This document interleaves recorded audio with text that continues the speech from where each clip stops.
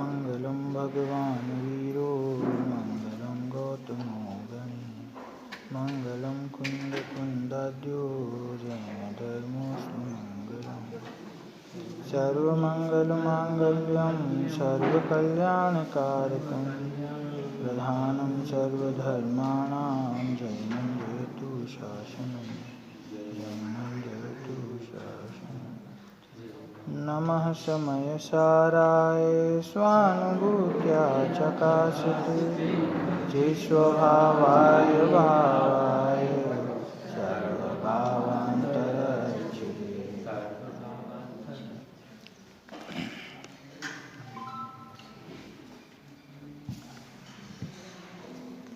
दशलक्षण महापर्व आज से प्रारंभ हो गए हैं। यह पर्व हमारे आत्म स्वभाव की, हमारे ज्ञान की आराधना के पर्व हैं। इसको आगे बढ़ा खोल धीरे धीरे।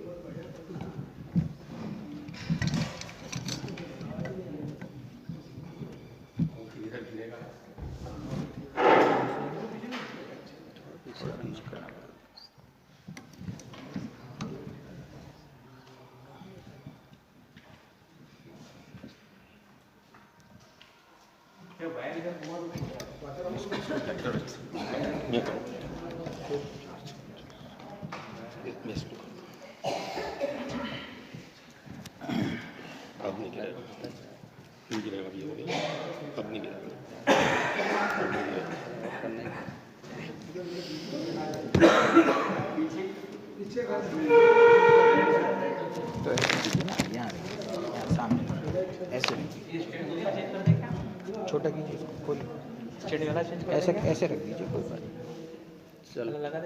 जैसे भी आपको वो लगता कोई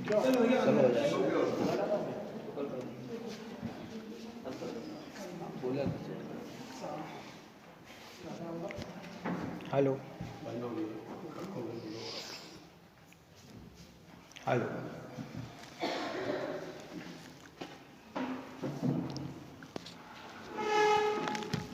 जैसा कि हमने चर्चा प्रारंभ की, दशलक्षण पर्व प्रारंभ हो गया। ऐसे बहुत सारे दशलक्षण पर्व हमारे इस जीवन में आए और चले गए।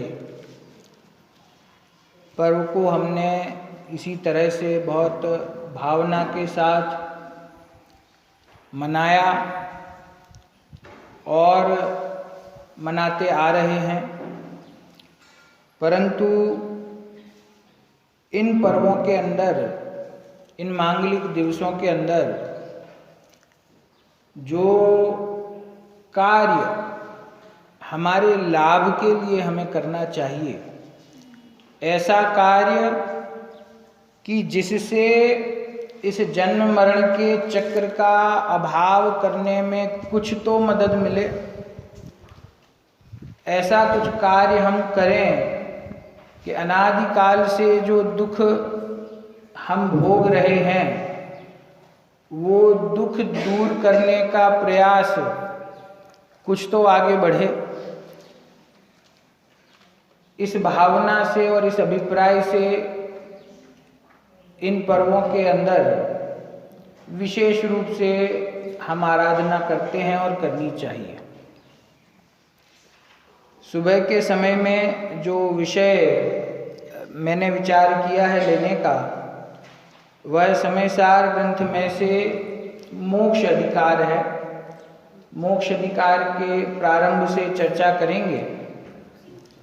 मूल प्रतिपाद्य गाथा 294 है, परंतु उसकी भूमिका मोक्ष अधिकार के प्रारंभ से ही है।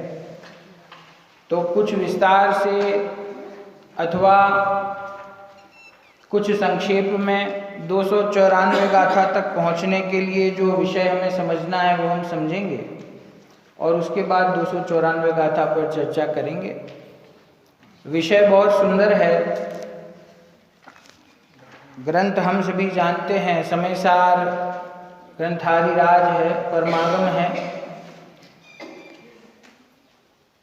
इस काल का यह आश्चर्य ही कहना चाहिए कि कुंदकुंदाचार्य देव साक्षात विदेह क्षेत्र में जाकर के सीमंदर परमात्मा की वाणी सुनकर के और जैसे कि डाकिया डाक लाता है वैसे ही सीमंदर परमात्मा की वाणी विदेह क्षेत्र से सीधी साक्षात ला करके हमको इन 5 परमागमों के अंदर आचार्य देव ने दी है, उसका लाभ हमें दिया है। वास्तव में एक ये भेंट हमको दी है। जो स्वाध्याय करते हैं वो जानते हैं कि ये समय सार जो ग्रंथ है वास्तव में इसका नाम है समय प्राभृत। क्या नाम है? समय प्राभृत। जैसे अष्ट प्राभृत है ना, वो तो आपको पता है, वैसे ही ये समय प्राभृत है। तो प्राकृत भाषा में, संस्कृत भाषा में प्राभृत शब्द का अर्थ क्या होता है? भेंट। क्या होता है? भेंट। तो आचार्य देव ने स्वयं ये नाम रखा है कि हम तुम्हें समय की भेंट दे रहे हैं। समय मतलब अपना भगवान आत्मा, उस आत्मा की बात को उत्कृष्टता से इन 5 परमागमों में समाकर आपको ये अमूल्य तत्व की निधि भेंट की जा रही है। इसीलिए इसका नाम है, मूल नाम तो समय प्राभृत है।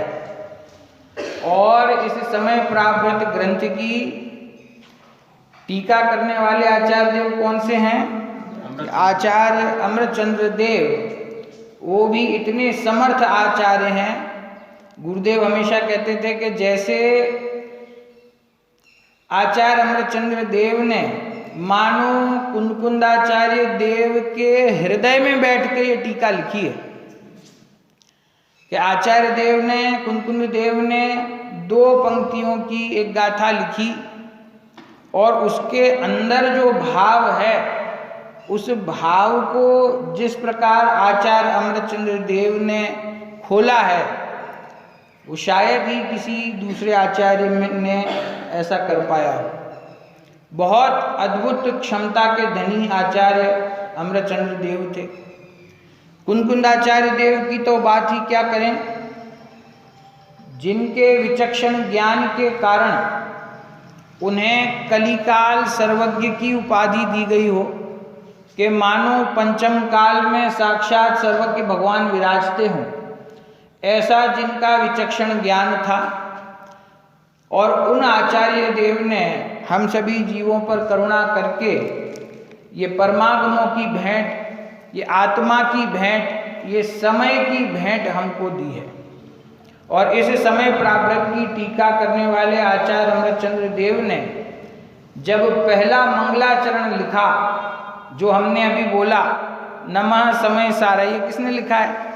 कुंदकुंदाचार्य ने नहीं लिखा है, अमृतचंद्राचार्य। जो टीका प्रारंभ होती है तो पहला कलश कहते हैं, नमः समय साराय स्वानुभूत्या चकासते चित् स्वभावाय भावाय सर्वभावांतरच्छिदे। तो आचार्य अमृतचंद्र देव ने इस ग्रंथ का नाम रखा समय सार। नमः समय साराय, यहाँ जो शब्द आया, मैं समय सार स्वरूप शुद्धात्मा को नमस्कार करता हूँ। वो इतना सार गर्भित शब्द है ये समय सार कि जिसकी वजह से वो नाम ही उसका प्रसिद्ध हो गया, समय सार। कि समय के प्रारंभ में 2 अर्थ किए हैं, मैं उसके बहुत विस्तार में नहीं जाऊंगा। 2 अर्थ किए हैं कि समय का एक अर्थ तो द्रव्य होता है, 6 द्रव्य, परंतु यहाँ पर जो प्रासंगिक है वो है दूसरा अर्थ के समय अर्थात उसमें 2 शब्द हैं, सम और अय। ये 2 शब्दों का संधि है ये समय शब्द। तो उसमें सम अर्थात एक समय में, एक साथ, समान काल में, और अय जो धातु है संस्कृत की, उसके दो अर्थ होते हैं। एक तो परिणमन अर्थ होता है और एक जानना अर्थ होता है। तो कहते हैं एक ही समय में एक साथ जिस वस्तु में परिणमन होता है और जो ज्ञान दर्शन का धारी है, जो जानने वाला है, चैतन्य का धारी है, उसका नाम समय है। तो यहाँ से समय शब्द, समय में से आत्मा का अर्थ निकलता है। आत्मा, अभी शुद्धात्मा नहीं आया, समय अर्थात आत्मा। और कैसा समय, कौन से समय की बात कर रहे हैं? तो कहते हैं कि जो द्रव्य कर्म, भाव कर्म और नो कर्म से रहित है, ऐसा जो समय है उसे समय का सार कहते हैं, उसे शुद्धात्मा कहते हैं। ऐसा शुद्धात्मा कौन है इस जगत में? तो कहते हैं कि एक तो सिद्ध परमात्मा है कि जिन्होंने साक्षात समस्त कर्मों का अभाव किया, द्रव्य कर्मों का अभाव किया, नो कर्मों का अभाव किया और भाव कर्मों का अभाव किया। हम 6 डाला में पढ़ते हैं, ज्ञान शरीरी त्रिविध कर्म मल वर्जित सिद्ध मानता, कि एकमात्र ज्ञान शरीर ही अब जिनका बचा है, बाकी सारे शरीरों का अभाव हो गया। ये औदारिक शरीर था, यह तो छूट ही गया, और ये शरीर छूटने पर इससे संबंधित अन्य जितने भी नो कर्म थे उनका अभाव हुआ, द्रव्य कर्मों का अभाव हुआ, तभी सिद्ध पद की प्राप्ति हुई, और मोह राग द्वेष रूपी विकारी भावों का भी अभाव हुआ। इसीलिए साक्षात समय सार स्वरूप शुद्धात्मा वो तो सिद्ध परमात्मा है, और उन सिद्ध परमात्मा के समान द्रव्य स्वभाव से मेरा आत्मा भी शुद्धात्मा है। देखिए, ये इन अध्यात्म ग्रंथों का चमत्कार है कि जहाँ हमें ये बात समझाई गई है कि हम स्वयं भी शुद्धात्मा हैं। एक परिपाटी चली आ रही थी सैकड़ों वर्षों से कि भगवान आप तो शुद्धात्मा हो, आप पवित्र हो और मैं मलिन हूँ, आप ज्ञान के सागर हो और मैं अज्ञानी हूँ, आपने पूर्ण आनंद को प्राप्त किया है और मैं दुखी हूँ। एक अपेक्षा से ये बात सही भी है, क्योंकि हमारी वर्तमान परिणति में अज्ञान, दुख, विकार, कर्म का बंधन सब कुछ मौजूद है। लेकिन जब यहाँ इस परम अध्यात्म ग्रंथ की चर्चा करते हैं तो यहाँ पर अपने आत्मा के अंदर छिपे हुए शुद्धात्मा को देखा गया है। जैसा इस ग्रंथ के नाम से ही हमें ख्याल में आ जाता है कि इस ग्रंथ का विषय क्या है, कि समय का सार। समय नहीं है इसका विषय, आत्मा इसका विषय नहीं है, आत्मा में छुपा हुआ शुद्धात्मा इसका विषय है। क्यों? कि वो जो शुद्धात्मा है, आज तक हमने अपने अनादिकालीन अज्ञान के कारण, मिथ्या मान्यता के कारण उस शुद्धात्मा की ओर दृष्टि ही नहीं की। हमने जब जब आत्मा की बात की तो हमने कर्म से बंधे हुए मैले कुचैले आत्मा की बात करी कि मैं कैसा हूँ, कि साहब मैं तो मलिन हूँ, मैं अज्ञानी हूँ, मैं पापी हूँ, मैं दुखी हूँ, मैं दीन हूँ। तो हमने जब भी अपने आत्मा को अर्थात अपने आप को देखा तो हमें एक दीनता दिखाई दी, हमें एक अज्ञानीपना दिखाई दिया, हमें एक छोटापन दिखाई दिया। लेकिन उसी अज्ञान, उसी मिथ्यात्व और उसी दुख के पीछे एक ऐसी त्रिकाल वस्तु विद्यमान है जो कभी भी इन विकारों को, इन कर्मों को और इस शरीर को स्पर्श ही नहीं करती। एक ऐसा तत्व मौजूद है अंदर में जो कभी विकारी होता ही नहीं। देखिए, जिनवाणी के अंदर में 2 प्रकार की शैली से बात की जाती है। एक शैली है उपदेश की शैली।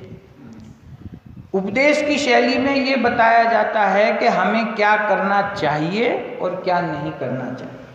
चरणान योग के ग्रंथों को लें तो क्या खाना चाहिए, क्या नहीं खाना चाहिए, कैसा आचरण होना चाहिए, कैसा नहीं होना चाहिए, ये चाहिए वाली जो भाषा है ये उपदेश की शैली है। एक दूसरी शैली जिनवाणी के अंदर है जो हमको जल्दी से नजर नहीं आती, वो है स्वभाव का वर्णन करने वाली शैली, जो ये बताती है कि वस्तु का स्वरूप ऐसा है। यहां पे चाहिए की कोई बात नहीं है, वस्तु कैसी है, आत्मा कैसा है, ये 6 द्रव्यों का स्वरूप क्या है, ये 7 तत्वों का स्वरूप क्या है, 8 कर्मों का स्वरूप क्या है, 3 लोक का स्वरूप क्या है, ये सब है को बताने वाली शैली है। यहां पर क्या करना चाहिए की बात नहीं। अब हम द्रव्यानुयोग के अंदर देखते हैं तो यहां भी ये 2 प्रकार हैं। एक प्रकार उपदेश की शैली वो हमें ये समझाती है कि हमें बुरे कार्य छोड़ना चाहिए, हमें पाप करना छोड़ना चाहिए, हमें अभक्ष भक्षण छोड़ना चाहिए, हमें विकारी भावों का त्याग करना चाहिए, हमें शुद्धात्मा की प्राप्ति का प्रयत्न करना चाहिए, हमें सम्यक दर्शन इस भव में कैसे भी प्राप्त करना है ना। तो ये है उपदेश की शैली कि हमें क्या करना चाहिए। अब आती है स्वभाव का वर्णन करने वाली शैली, वो क्या बताती है कि तुम्हारा स्वरूप कैसा है। उपदेश की शैली आपको ये कहेगी कि विकारी भावों को छोड़ो, और स्वभाव का वर्णन करने वाली बात आपको ये बताएगी कि तुम्हारे स्वभाव में विकार है ही नहीं, तुम छोड़ोगे क्या है? तुम्हारे आत्मा में त्यागोपादान शून्यत्व शक्ति है कि जिससे वो ना तो किसी विकारी भाव को ग्रहण करता है, और जब ग्रहण ही नहीं किया तो त्याग कैसे करेगा। तो विकारी भाव के ग्रहण और त्याग दोनों से रहित ये आत्मा है। वही बात इस समयसार ग्रंथ में, पूरे ग्रंथ में मुख्यता से जो बात है वो क्या बात है कि मैं शुद्धात्मा हूं। कैसा शुद्धात्मा हूं कि द्रव्य कर्म, भाव कर्म और नो कर्म से रहित शुद्धात्मा हूं। उसकी बात यहाँ है। मैं कर्म से बंधा हुआ हूं, मेरे को अनादिकाल से ये शरीर का संयोग है, और मेरे अंदर में निरंतर मोह राग द्वेष का परिणाम चल रहा है। ऐसे आत्मा की बात तो आपने अनेक बार समझ ली है।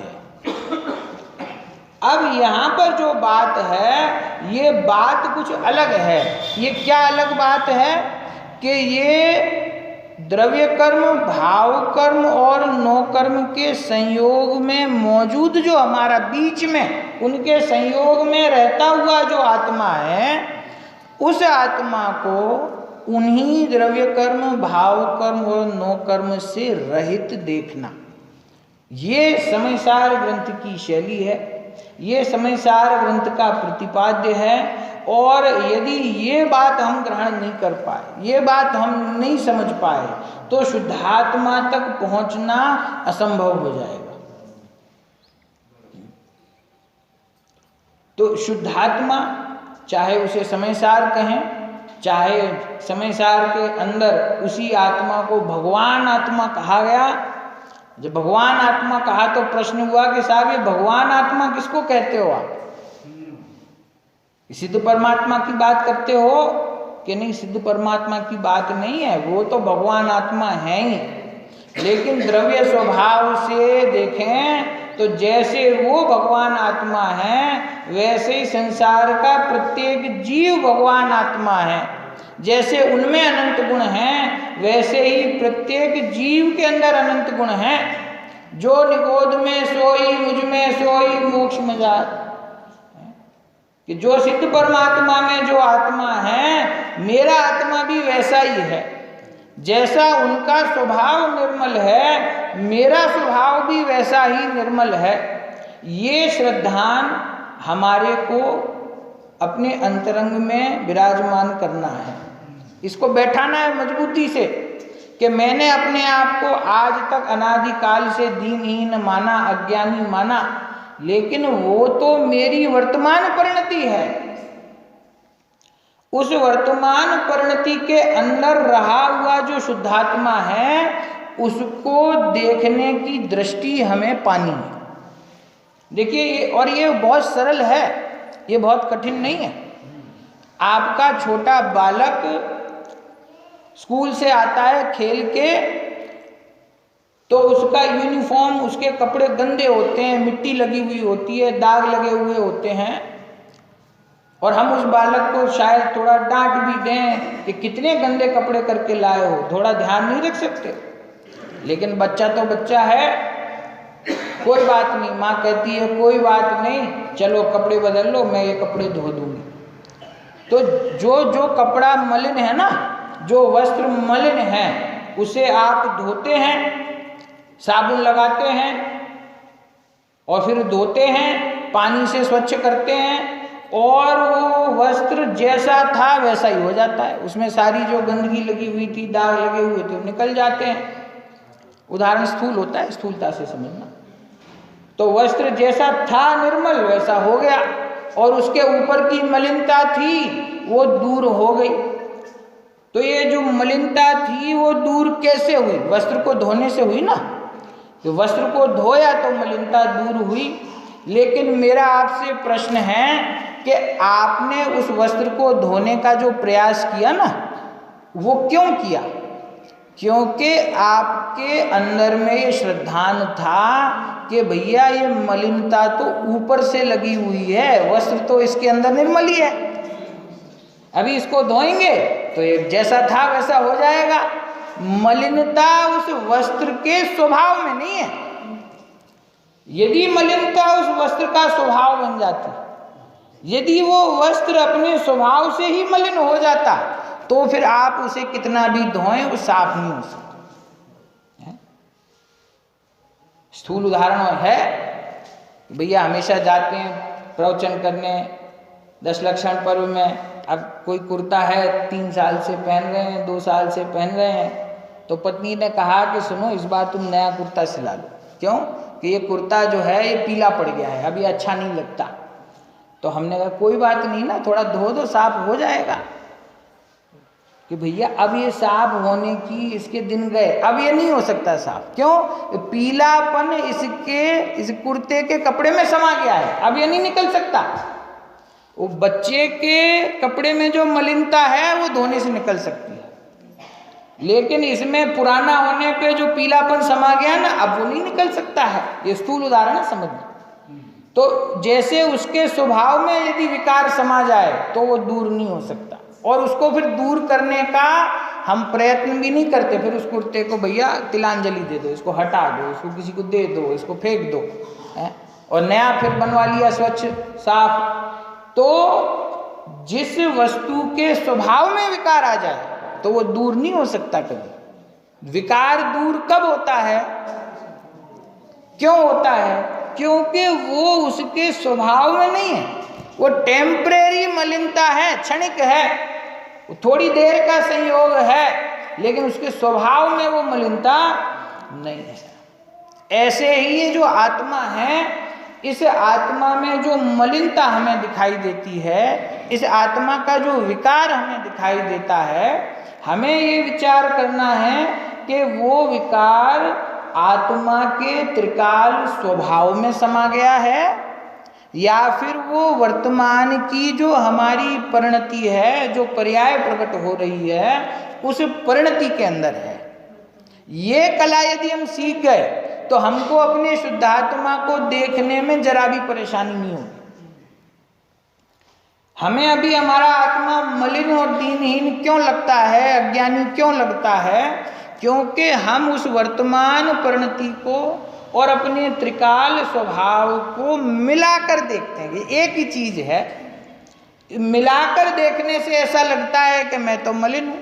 कोई हमसे कह दे कि आप सिद्ध भगवान के समान हो, तो हम कहेंगे तौबा तौबा, कैसी बात करते हो, कहाँ सिद्ध भगवान और कहाँ हम थोड़ी एक से हैं, हम तो संसारी हैं। हम पतित हैं, हम अज्ञानी हैं, और सिद्ध भगवान के साथ में कंपैरिजन करना ये तो बहुत दुस्साहस की बात है। कि भाई बात ऐसी नहीं है।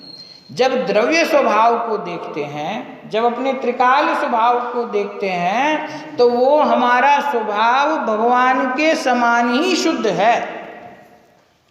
यदि वो आत्मा शुद्ध नहीं होता,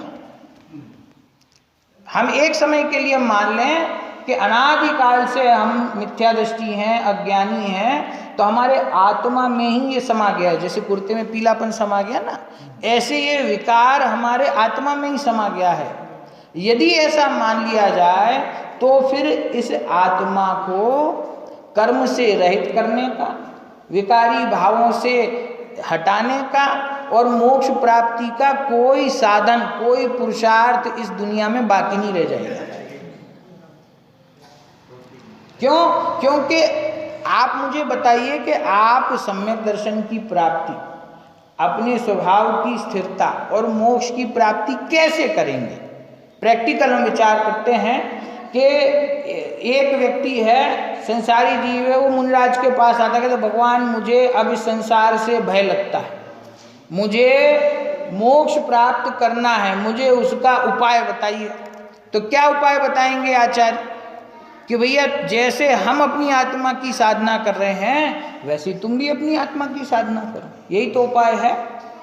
अब हम अपनी आत्मा की साधना करने बैठे और ध्यान लगाया और आंख बंद करी, अब हमें कैसा आत्मा दिख रहा है अंदर में? हमें प्राप्त क्या करना है? पहले तो ये विचार करो कि हम अशुद्ध हैं, हमें शुद्धता प्राप्त करनी है।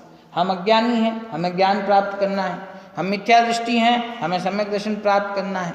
और हम संसारी हैं, हमें मोक्ष की प्राप्ति करनी। ठीक है, और इसके लिए हमने आत्म ध्यान लगाया। जब आत्म ध्यान लगाया तो अंदर में आत्मा कैसा है? आत्मा तो मिथ्या दृष्टि है आपका, आत्मा तो अज्ञानी है, आत्मा तो विकारी है। तो ध्यान किसका लगाओगे फिर? विकारी आत्मा का, अज्ञानी आत्मा का, दुखी आत्मा का। दूसरा तो कुछ है ही नहीं ना आपके पास अभी, आपका आत्मा तो विकारी है। तो आत्मा विकारी होगा तो ध्यान लगाओगे विकारी आत्मा का और फल मिल जाएगा शुद्ध आत्मा। ध्यान लगाओगे मिथ्या दृष्टि आत्मा का और उसके फल में सम्यक दर्शन हो जाएगा।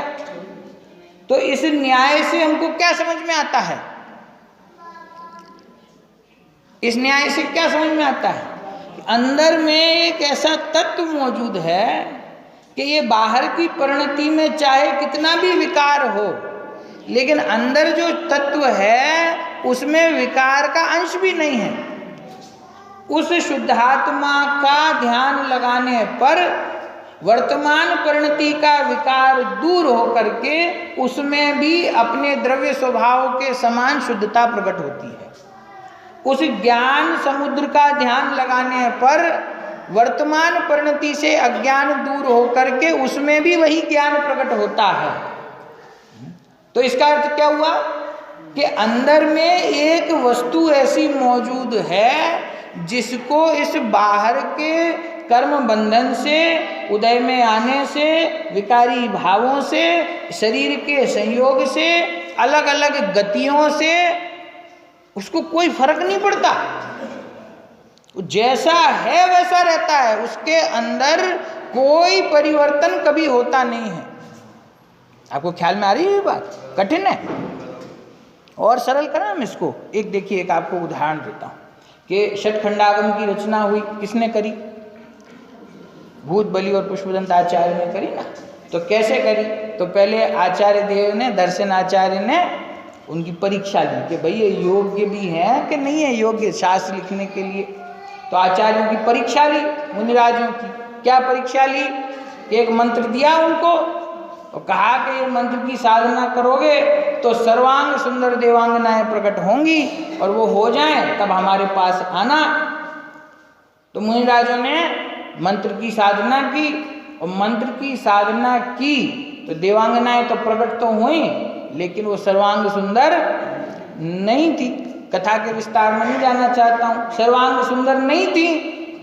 तो उन्होंने विचार किया कि ये कैसे संभव हुआ। आचार्य देव ने तो कहा था कि सर्वांग सुंदर देवांगनाएं प्रकट होंगी, लेकिन ये तो वैसी नहीं है। तो विचार करके ख्याल आया, क्या ख्याल आया, ये मंत्र के अंदर ना इसमें कुछ अशुद्धि है, इसमें एक मात्रा कम है, इसमें एक मात्रा ज़्यादा है। ठीक है, अब मेरा प्रश्न ये है कि अशुद्ध मंत्र का उच्चार करेंगे तो सर्वांग सुंदर देवांगना प्रकट कैसे होगी? हम ध्यान लगाते हैं, मंत्रोच्चार करते हैं, क्या करते हैं, भगवान मैं अज्ञानी हूँ, मैं पापी हूँ, मैं मिथ्यादृष्टि हूँ, मैं दुखी हूँ, मैं संसारी हूँ, और फल क्या चाहते हैं कि हमारा शुद्धात्मा प्रकट हो जाए। तो शुद्धात्मा कैसे प्रकट होगा? शुद्धात्मा को प्रकट करने के लिए तुझे शुद्धात्मा की माला जपनी पड़ेगी, तुझे स्वीकार करना पड़ेगा कि मैं शुद्धात्मा हूँ। जो शुद्धात्मा को स्वीकार करता है उसका शुद्धात्मा प्रकट होता है, और जो अपने आप को मानता ही शुद्धात्मा है तो उसको शुद्धात्मा प्रकट कैसे होगा? भाई शुद्धात्मा को प्रकट करने का, देखो अपने धर्म में इतना तो सबको स्वीकार है ना कि हमको आज नहीं तो कल सिद्ध बनना है, भगवान बनना है। या फिर हमने ये स्वीकार कर रखा है अन्य मतों की तरह कि भैया भगवान तो जो बनने थे बन गए, हम तो उनके भक्त हैं, हम तो उनकी सेवा करते रहेंगे, हम तो पूजा करते रहेंगे, बस यही हमारा काम है। क्या मार्ग है जैन धर्म में सुख की प्राप्ति का? कि भाई पुरुषार्थ करके, महावीर भगवान की शिक्षाएं बालकों को पढ़ाते हैं ना, तो उसमें बाल बोध भाग 1 और 2 में तो उसमें ये बात कही है कि महावीर भगवान की क्या शिक्षा है कि प्रत्येक जीव अपनी भूल से दुखी है और अपनी भूल सुधार कर वो स्वयं सुखी बन सकता है, स्वयं भगवान बन सकता है। तो अपने को पहले तो ये विचार करना, हमको ये विश्वास है कि नहीं कि हम भगवान बन सकते हैं, या हमारे अंदर दीनता इतनी गहराई से प्रवेश कर गई है कि हमने ये लक्ष्य छोड़ दिया है, कि हमने ये मान लिया है कि हम तो बस भक्ति अच्छे हैं भगवान की। भक्त बनना हो तो जगत में बहुत मार्ग हैं, ये मार्ग भक्त बनने का नहीं है, ये स्वयं भगवान बनने का मार्ग है। जिनकी पूजा कर रहे हो इनके बाजू में जाके बैठने का मार्ग है। आपने विचार किया है भविष्य की कोई लोग आपकी पूजा कर रहे होंगे, आपका मंदिर बन जाएगा? नहीं बन जाएगा। संभव है कि नहीं? और इसको संभव बनाना है कि नहीं बनाना है? प्रभु तेरे मेरे अंतर को अविलंब निरंतर से भर दो, इसका मतलब क्या होता है? ये भगवान आपका और मेरा जो अंतर रह गया है ना पर्याय का, मेरी आपसे क्या प्रार्थना है कि अविलंब बिना देर किए इस अंतर को आप समाप्त कर दो। अंतर को समाप्त कर दो मतलब क्या होता है कि जैसे आप हो वैसा ही मुझे बना दो, मेरी दूसरी और कोई इच्छा नहीं है। जब हम शांति पाठ पढ़ते हैं एक पंक्ति आती है उसमें, तुम सारी खे दातार पाए काज लघु जांचू कहाँ, मुझे आप सम कर ले स्वामी यही एक वांछा में। पहली पंक्ति का अर्थ क्या है? तुम सारी खे दातार पाए काज लघु जांचू कहाँ। यहाँ भगवान प्रकट हुए वरदान देने के लिए। बोलो बच्चा क्या चाहिए, बोलो क्या मांगोगे? कल्पना करके देखो कि महावीर भगवान आ जाएं अभी और कहें कि मैं तुम्हें वरदान देता हूँ, क्या चाहिए बोलो मांगो, तो क्या मांगेंगे हम? जो कुछ भी यदि दूसरी चीज मांग ली ना तो मतलब हमसे ज़्यादा मूर्ख कोई है नहीं दुनिया में।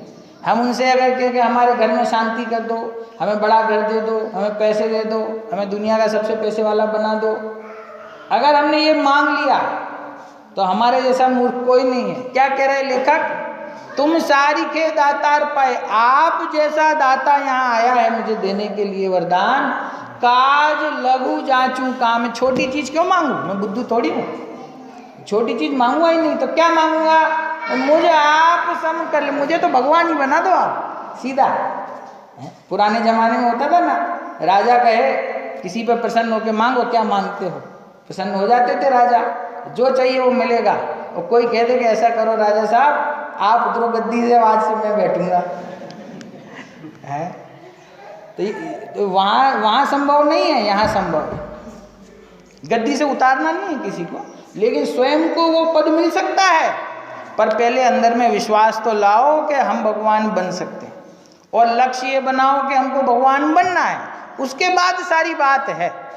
अगर हमारा कोई लक्ष्य ही नहीं है, अगर हमें ये पता ही नहीं है कि हम मंदिर क्यों आते हैं, हम ये पूजा क्यों करते हैं, हम ये शास्त्र का स्वाध्याय क्यों कर रहे हैं, इसलिए कर रहे हैं क्योंकि हमारे बाप दादा ये करते रहे हैं, क्या इसलिए कर रहे हैं कि ये हमारी पीढ़ियों का संस्कार है, ये क्यों हो रहा है? भाई जैसे अन्य मत में प्रत्येक व्यक्ति अपने अपने इष्ट देव को पूजता है और जो जो क्रिया उसको सिखाई जाती है वैसी करता है, उसके पीछे का कारण उसको कुछ पता नहीं है, कुछ भी पता नहीं है। उससे आप पूछोगे ऐसा क्यों करते हो, पापा ने सिखाया, मम्मी ने सिखाया, हमारे पिताजी भी यही करते थे, हमारे दादाजी भी यही करते थे, हम भी कर रहे हैं। उसको इसके अलावा कुछ पता ही नहीं, वो क्या कर रहा है, वो हवन करता है तो क्या बोल रहा है, वो संस्कृत में पंडित जी बोले जा रहे हैं, इसका क्या है, आदि पंक्ति का भी अर्थ क्या होता है, उसको कुछ पता नहीं। पंडित जी ने पूजा करी और धर्म इसका हो गया, होता है कि नहीं? धर्म करने के लिए वो क्या सोचता है, साल में 1-2 बार हवन यज्ञ कुछ करा उसने, एक पंडित जी आए, उनने कहा बेटा ये डालो ये डालो ये डालो ये डालो हवन में, उसने डाल दिया और उनने मंत्र बोल दिया और धर्म इसका हो गया, है कि नहीं? तो इसको कुछ लॉजिक पता नहीं है, उसको कुछ तर्क पता नहीं है कि मैं क्यों कर रहा हूं, उसको कारण पता नहीं है। ऐसा हमारे साथ भी तो नहीं हो रहा कि हम मंदिर आ रहे हैं रोज की तरह, हम रोज पूजा कर रहे हैं, हम रोज शास्त्र स्वाध्याय कर रहे हैं, ये क्यों कर रहे हैं ये हमको पता ही नहीं है। ये क्या कारण है ये रोज मंदिर आने का, इससे क्या होता है कि बहुत पुण्य मिलता है, पुण्य के लिए आ रहे हैं। अभी तो 2 पूजाएं 3 पूजाएं पढ़ी, पाप पुण्य सब नाश के ज्ञान भान प्रकाश, पाप और पुण्य दोनों का नाश करा देते हैं हमारे भगवान। आना है कि नहीं, पहले विचार तो कर लो। अपने को ये पहले निश्चित करना है कि ये इस भव के अंदर मेरा लक्ष्य क्या है। यदि हमने ये लक्ष्य निश्चित किया है कि मुझे तो भगवान ही बनना है, इससे कम मुझे कोई चीज करनी नहीं है, मुझे इससे कम कुछ चलेगा ही नहीं, और फिर हमें ये नक्की करना है कि उसका उपाय क्या है, उसकी दिशा क्या है। कि उपाय हमें पता चला शास्त्र पढ़ने से कि उपाय अपना आत्मा है। भगवान के पास जाकर के हाथ जोड़े कि भगवान मैं संसार सागर में फंसा हुआ हूं, आप मेरी नैया को पार लगा दो। तो भगवान ने कहा भैया हम तो तुम्हें मार्ग बता सकते हैं, तुम्हारी नैया को पार लगाना हमारा काम नहीं है, हम तो पूर्ण वितरागी हो गए, हम तो संसार छोड़ के मोक्ष में चले गए, अब तुम्हारी नैया को पार क्यों लगाएं, मेरा प्रश्न क्यों लगाएं, हम भगवान की भक्ति करते हैं इसीलिए है। उनके पास कोई ऐसा कारण ही नहीं है। हम पता है बार बार वितराग सर्वज्ञ परमात्मा का स्वरूप भूल जाते हैं। भगवान के किसी भी प्रकार की इच्छा होती है, कोई भी प्रकार की, भक्तों का भला करने की, धर्म का उद्धार करने की। यदा यदा ही धर्मस्य ग्लानिर्भवति भारते, जब भी भारत में धर्म की ग्लानि होगी तब पापियों का नाश करने के लिए और धर्म का उद्धार करने के लिए मैं जन्म लूँगा। ऐसी कोई भगवान की ऐसी इच्छा होती है? ना पापियों का नाश करने की इच्छा है, ना भक्तों का भला करने की इच्छा है। और अगर भक्तों का भला करने की इच्छा हो भी ना तो तुम्हारी लाइन, तुम बहुत पीछे हो लाइन में। मैंने बताया था ना इस जगत में कितनी भावलिंगी मुनराज हैं, कितनी सम्यक दृष्टि हैं, कितनी व्रति हैं, अपनी गिनती कहाँ पे, कहीं नहीं है। तो वैसे भी आपका नंबर आने में बहुत देर है, समझ में? तो कैसे होगा कि स्वयं से होगा, तो भगवान कुछ कर देने वाले नहीं हैं। तो हमको पक्का करना पड़ेगा कि ये क्यों कर रहे हैं। ये भगवान के पास रोज आते हैं, उनके स्वरूप को देखते हैं, उनकी पूजा स्तुति करते हैं, इसमें से क्या मिलने वाला है हमको? लौकिक सुख शांति चाहिए, 5 इंद्रिय के विषय भोग चाहिए, स्वर्ग चाहिए अगले भव में। टारगेट कुछ तो नक्की हो ना कि हमको करना क्या, इसका फल क्या मिलेगा। जैसा अगले भव में स्वर्ग मिलेगा, तो अगले भव में स्वर्ग मिलेगा, फिर उससे क्या होगा? तहते चय था वर्तन धरे यों परिवर्तन पूरे। तो भगवान की भक्ति करेगा तो अवश्य तुझे स्वर्ग मिलेगा, इसमें कोई शंका नहीं है। पर उससे होगा क्या? ये जो संसार की ट्रेन चल रही है ना, कैसी चल रही है? निरोध से निकली है, चार गतियों में घूम रही है, तो इसका डेस्टिनेशन क्या है, आखिरी स्टेशन क्या है, वापस निकोद में। यदि सम्यक दर्शन का टिकट नहीं लिया तो ये ट्रेन का अंतिम गंतव्य क्या है, भले वो वाया स्वर्ग, बस थोड़े समय के लिए स्वर्ग में चली जाएगी और फिर वहां से घूम के वापस निकोद। वाया है तो खाली बीच का स्टेशन है। अब उसकी इच्छा में हम सब कुछ भूल जाते हैं। तो हमको ये निश्चित करना है कि हमको स्वर्ग का सुख नहीं चाहिए, क्योंकि स्वर्ग का सुख तो इंद्रिय सुख है, 5 इंद्रिय संबंधी सुख है। स्वर्ग का सुख तो क्षणिक है, भले ही वो कुछ समय के लिए मिले, लेकिन वो अनंत काल तक रहने वाला नहीं है।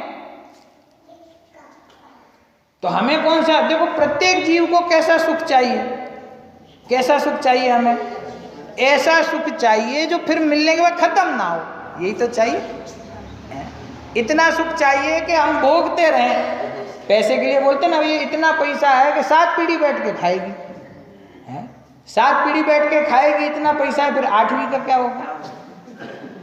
यहां मिलता है ऐसा सुख कि जहां तुम्हारी पर्यायों की आने वाली अनंत पीढ़ियां बैठ के खाएंगी, कभी खत्म नहीं होगा। ऐसा सुख है, यहां मिलता है, इस मार्ग में मिलता है। और इसका प्रूफ है आदिनाथ भगवान से लेकर के महावीर भगवान, ये तो वर्तमान 24 और पूर्व की अनंत 24, जो भगवान मोक्ष में गए, सिद्धालय में गए, एक लौट के नहीं आए आज तक। किसी एक को ऐसी इच्छा नहीं हुई कि मैं यहाँ बैठ के सिद्धालय में बैठ के बोर हो गया हूँ, थोड़े दिन नीचे घूमे हूँ, अब यहाँ पे सुख मिलना समाप्त हो गया है, थोड़ा 5 इंद्रिय के विषय भोग लूँ, ऐसी इच्छा होती भगवान को? क्यों नहीं होती है? क्योंकि उनके स्वरूप में से अनंत काल तक उस परिपूर्ण सुख की पर्याय प्रकट होती रहती है, होती रहती है, होती रहती है।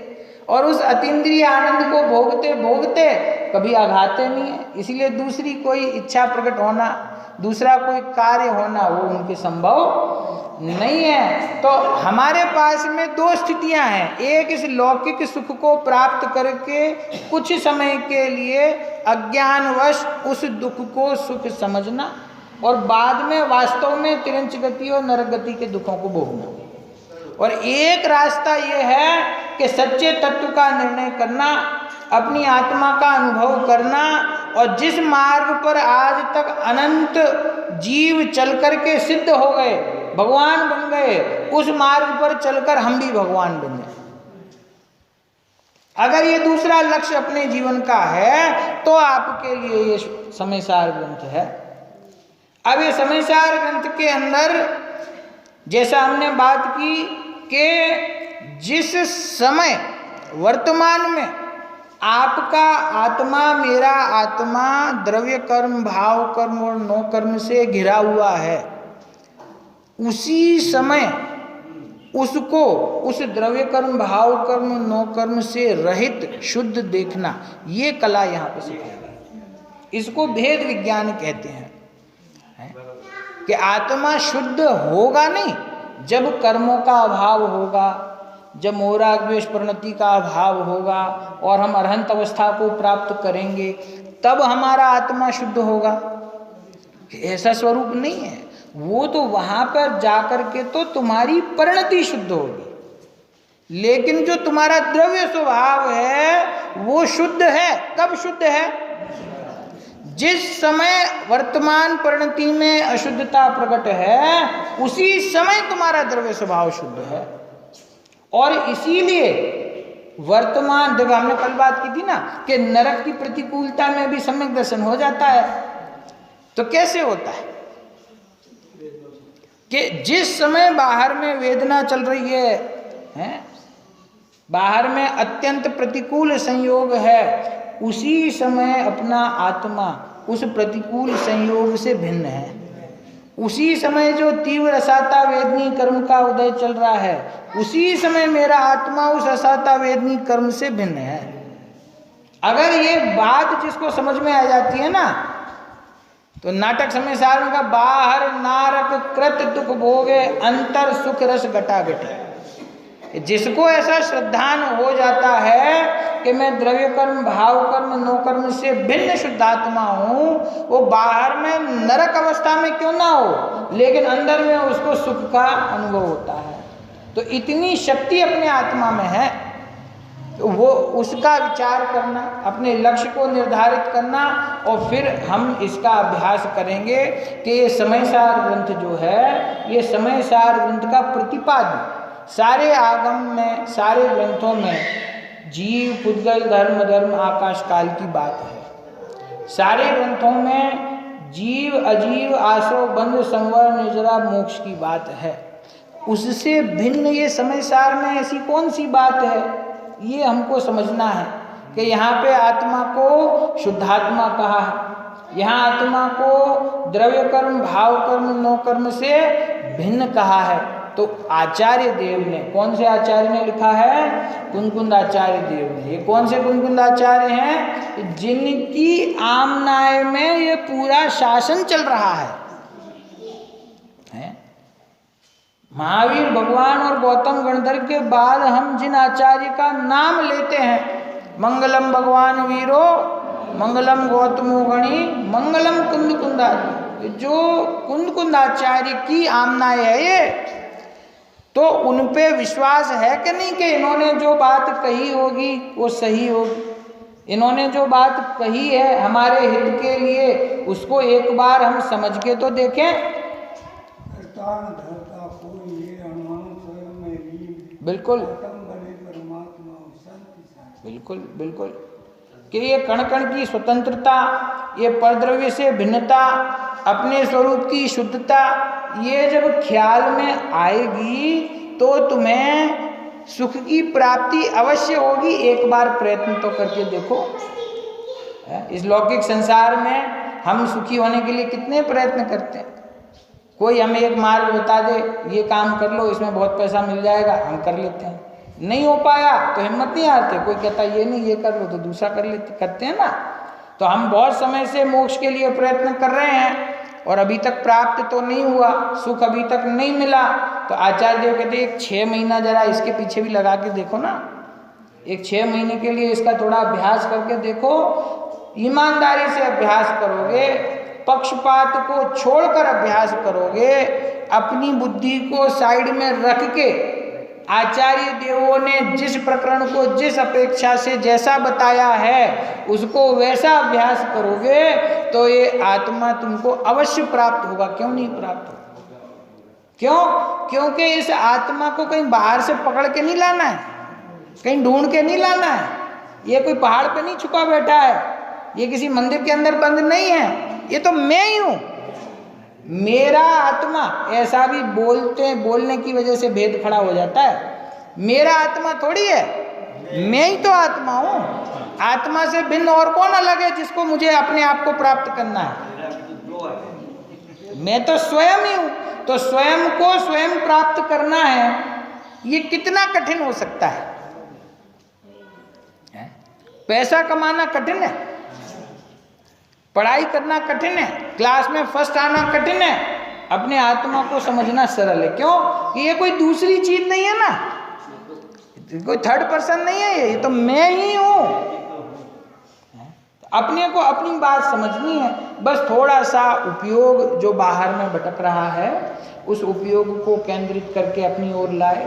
जो परिणति बाहर में सुख मानती है वहां से हट करके अपने स्वभाव में आए तो ये आत्मा अवश्य मिले। ऐसा ना मिले ऐसा इसका स्वरूप ही नहीं है। समय सार में कहते हैं ये तो प्रकट है, ये तो अनुभव में आ रहा है। अनुभूति स्वरूप भगवान आत्मा है। बाल गोपाल सबको प्रत्येक समय अपना भगवान आत्मा। कैसा भगवान आत्मा? जिसका स्वरूप ही है अनुभूति, वो निरंतर अनुभव में आ रहा है। उसका बस स्वीकार करने की देर है। स्वीकार करना है। देखिए जैन धर्म में कुछ करने की बात तो है ही, कर्तापने और भोक्तापने का तो धर्म ही नहीं है। हमें धर्म करना है तो करने में करना क्या है? हम भाषा तो ऐसी है कि धर्म करना है तो करने के लिए क्या किया जाए? कि करना कुछ नहीं है, करना बोलते हैं करना, उसका अर्थ है समझना है। समझना है मतलब जैसा वस्तु का स्वरूप है वैसा स्वीकार करना है। आत्मा को शुद्ध करना है या फिर वो शुद्ध है ऐसा स्वीकार करना है। शुद्ध है ऐसा स्वीकार करने पर वो आत्मा शुद्ध रूप से प्रकट हो जाता है, उसको शुद्ध करना नहीं पड़ता है। देखिए जो 8 कर्म जीव को बंधे हुए हैं, तो ये कर्मों का अभाव तो करना है या नहीं करना? तो ये कर्म का अभाव होता है तो कैसे होता है, किसका होता है? जो ये स्वीकार करता है कि मैं इस कर्म से रहित हूं, उसके कर्म का नाश होता है। ये धूप का क्षेपण करते हैं और कहते हैं अष्टकर्म रहना है, धूपम निरुपामति स्वाहा, तो इससे अष्टकर्म दूर हो जाएंगे कि नहीं? आज नहीं तो कल, कभी तो हो जाएंगे कि नहीं? तो भैया ये तो भावना का प्रतीक है। कोई ऐसा बोलने मात्र से कोई अष्टकर्म का ध्यान नहीं हो जाता है। कोई तो ऐसा ही समझते हैं कि बिल्कुल जैसे अग्नि में धूप डाल दी और यहाँ हमारे कर्म जल गए। धूप दशमी के दिन जो उत्साह जागता है वो क्यों जागता है कि मानो इससे ही हमारे कर्म जल जाएंगे। इससे कुछ कर्म जलते नहीं है, ये तो भावना है हमारी कि हे भगवान, जैसे ये धूप अग्नि में जल जाती है, अग्नि में हम तो जलाते नहीं क्योंकि जीव हिंसा होने का संभावना है कि जैसे ये धूप क्षेपण कर रहे हैं वैसे ही हमारे कर्म भी इस धूप के समान नष्ट हो जाएं और पूर्ण शुद्धता हमें प्रकट हो। इस भावना के प्रतीक के स्वरूप में हम ये धूप आपको समर्पित करते हैं।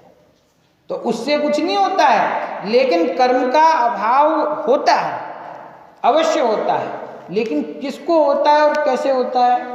कि जो प्रथम अवस्था में स्वीकार करता है कि मेरा स्वभाव कर्म से रहित है, उस कर्म से रहित स्वभाव को जानता है, उसकी प्रतीति करता है, उसमें स्थिर होता है, वही जीव पहले गुण स्थान से आगे चौथे गुण स्थान में आता है।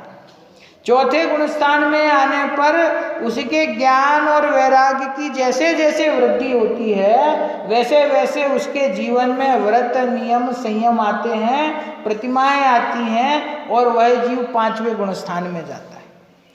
अपनी वीतरागता को बढ़ाते हुए क्रम से धीरे धीरे धीरे जब उसको अपनी गृहस्थी से, अपने घर से, अपने परिवार से, अपने व्यापार से बिल्कुल इतना वैराग्य आ जाता है कि ये मेरे नहीं है, जब ये भावना जागृत होती है तो सर्व प्रकार के परिग्रह का त्याग करके नग्न दिगंबर दीक्षा लेता है और 7वें गुण स्थान में आता है। 6ठे 7वें गुण स्थान में झूलते रहने पर पुनः उग्र पुरुषार्थ करके वही जीव आगे 8वें 9वें 10वें गुण स्थानों में श्रेणी चढ़ता है।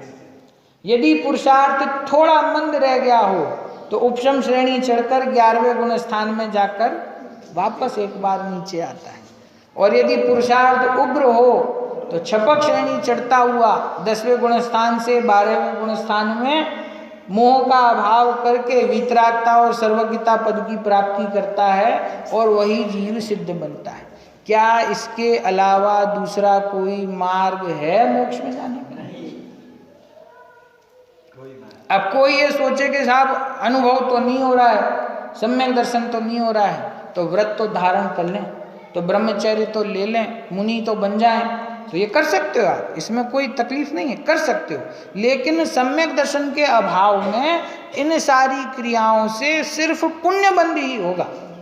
अपने परिणामों के अनुसार किसी को थोड़ा और किसी को अधिक, तो कोई पहले स्वर्ग में जाएगा, कोई दूसरे में जाएगा, कोई तीसरे में जाएगा।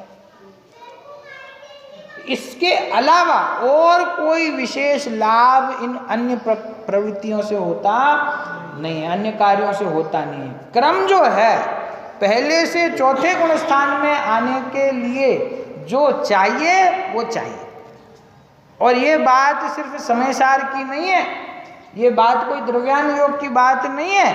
आप करणानुयोग पढ़ लीजिए और करणानुयोग के आधार से मुझे समझाइए कि कोई भी जीव पहले गुण स्थान से चौथे गुण स्थान में कब जाता है। या तो दर्शन मोहिनी का उपशम करेगा, उपशम सम्यक दर्शन होगा, छह उपशम सम्यक दर्शन होगा, छायिक सम्यक दर्शन होगा। सरल भाषा में बात कर रहे हैं, या तो दर्शन मोहिनी को टेम्परेरी दबा के आगे बढ़ेगा तो चौथे गुण स्थान में पहुंच सकता है, या उसका अभाव करके आगे बढ़ेगा तो चौथे गुण स्थान में जा सकता है।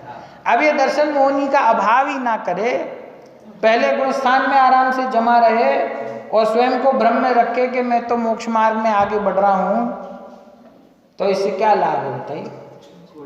है उदाहरण देते हैं ना कि पूरे जंगल में आग लग गई है, जंगल में आग लगती है तो फैलती चली जाती है एक वृक्ष से दूसरे वृक्ष में। अब एक से दूसरे, दूसरे से तीसरे वृक्ष में आग लगती जा रही है और एक वृक्ष के ऊपर एक पुरुष बैठा हुआ है और वो देख रहा है, ओहो देखो जंगल में आग लग गई, ओहो देखो इस वृक्ष में आग लग गई। कि भैया तू क्यों उपाय कुछ नहीं करता, तू क्यों यहाँ से नहीं निकलता है? वो ये भूल गया है कि ये आग फैलते फैलते इधर भी आने वाली है, ये मेरे को भी जलाएगी। तो ये अपने को समझना तो पड़ेगा ना कि हमको दिशा कौन सी पकड़नी है। हम मंदिर आ रहे हैं, स्वाध्याय कर रहे हैं, पूजा कर रहे हैं और ये करते करते करते हमारा समय निकलता जा रहा है। एक दिन आएगा भाव छूट जाएगा, पीछे से चार लोग प्रशंसा करेंगे, बहुत धर्मात्मा व्यक्ति थे, पूरा जीवन इन्होंने मंदिर के लिए समर्पित किया हुआ था, पूरे जीवन इन्होंने स्वाध्याय किया, भगवान इनको बढ़िया गति दे, और हो गया काम। और आपका क्या हुआ? पीछे वाले ने तो भेज दिया आपको स्वर्ग में, आप चले भी गए, लेकिन फिर उसके बाद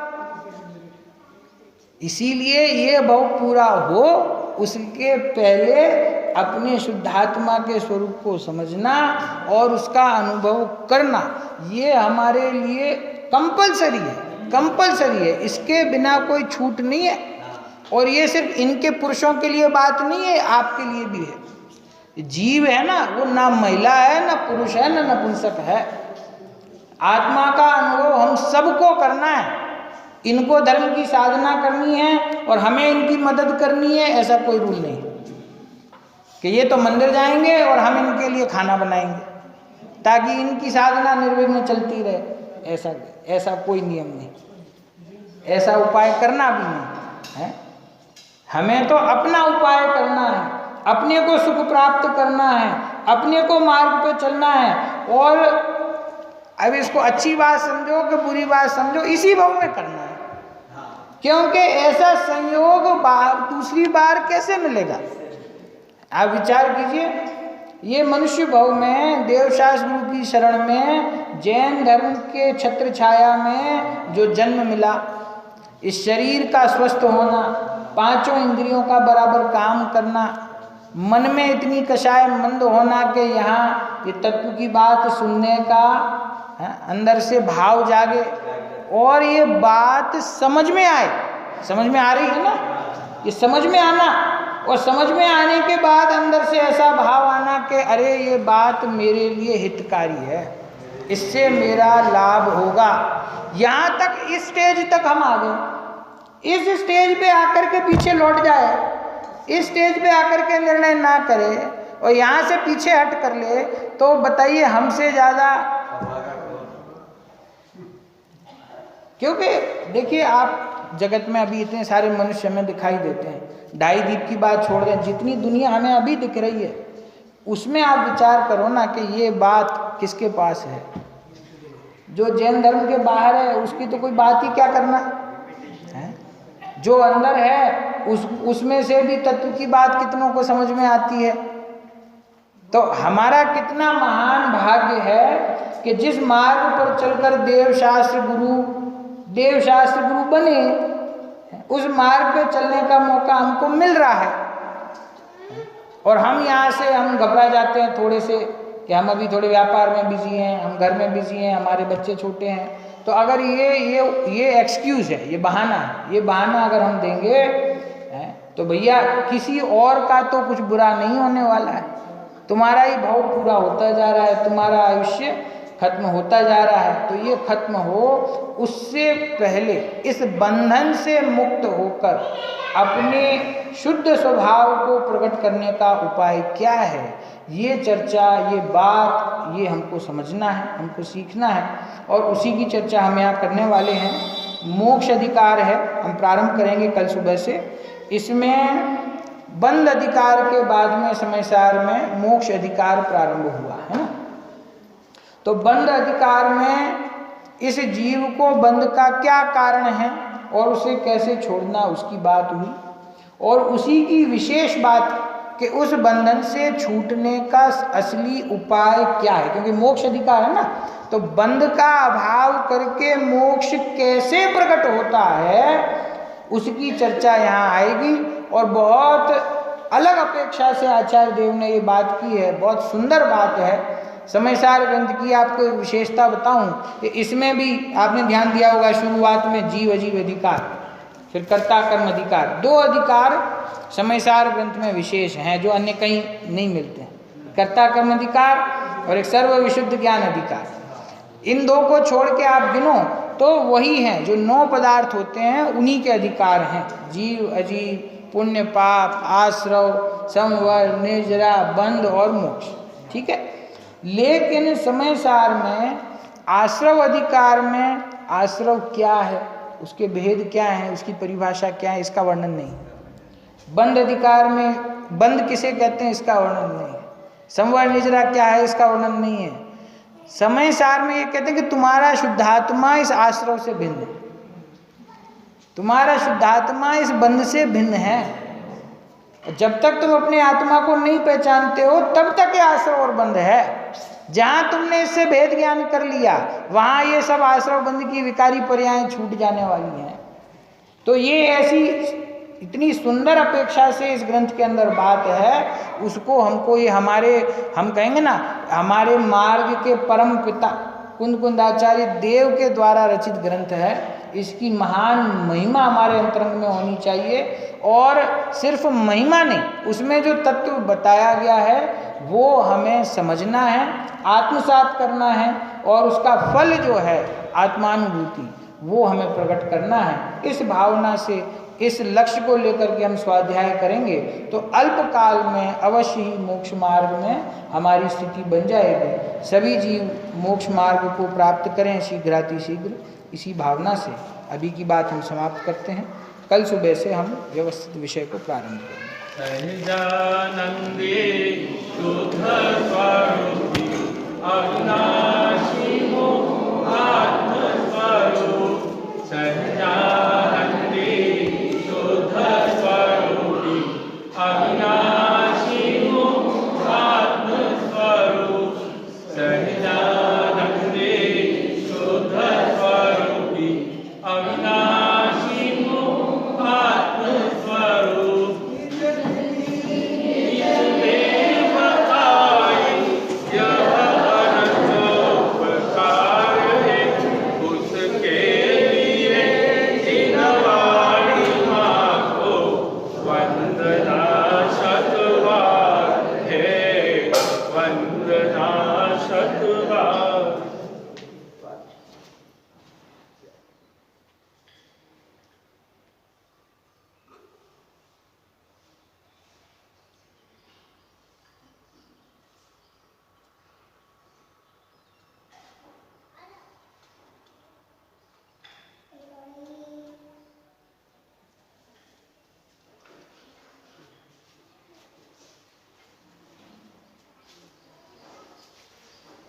रावणी के ज्ञान से सूझे लोका दो, श्रोवणी मस्तक सराजे